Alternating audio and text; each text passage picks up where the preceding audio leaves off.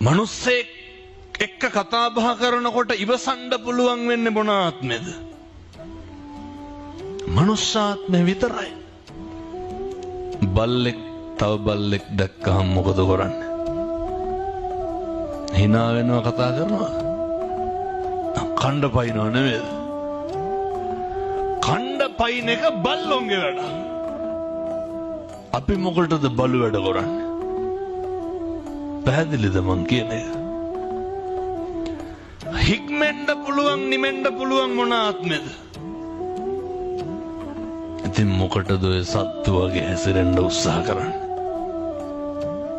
සතෙක් තව සතෙකුට බය නෙමෙයිද ඉන්නේ? එහෙම නෙමෙයිද? සතෙක් බය නැති තව මොන සතෙක්ද ඉන්නේ? සතෙක් හැම සතෙකුටම බයයි.